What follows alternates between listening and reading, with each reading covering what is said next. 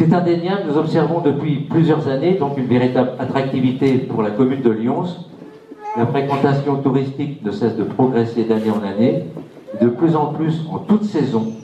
Et à ce propos, donc, je remercie l'Office de tourisme de Lyon-Sandel pour son professionnalisme en la matière et tous les professionnels du tourisme qui jouent le jeu, bien évidemment. Mais cette attractivité ne s'est pas faite en un jour. Il faut rester bien sûr vigilant, inventif, et ce n'est pas un gros mot, audacieux pour maintenir ce niveau d'attractivité. C'est un travail quotidien. Et là encore, il faut faire preuve d'abnégation, multiplier les contacts, être l'ambassadeur de sa commune, ce à quoi je m'emploie tous les jours, je peux vous assurer. Nous continuons et poursuivons sans cesse d'entretenir la notoriété de Lyons.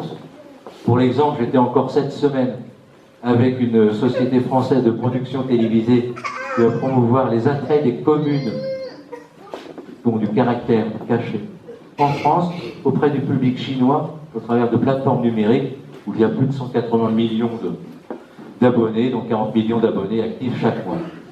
Donc ce soir, j'ai le plaisir de vous annoncer que Lyons-sa-Forêt sera la première commune et le fer de lance donc, de cette promotion au pays du soleil levant.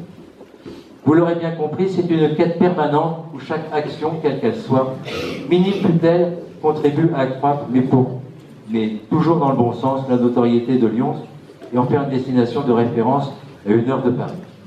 C'est en cultivant cette différence que nous parviendrons bien sûr à conserver le caractère authentique du village de Lyons.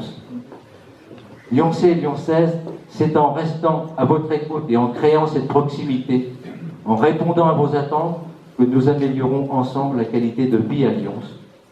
Bien sûr, des opportunités de développement dans différents domaines, il y en aura, c'est une certitude. Il suffira d'être réactif et opportuniste au bon moment. Même s'il est parfois difficile, surtout en ce moment, et gardant l'espoir en notre avenir. Donc c'est le premier vœu que je formule pour cette année 2019. Ayant l'audace d'entreprendre et la fermeté de s'y tenir, ça c'est mon second vœu. Mon troisième vœu, je souhaite que chacun puisse trouver la force d'admirer, d'aimer, de respecter et de se relever après l'épreuve dans le perpétuel combat que nous devons mener tous les jours.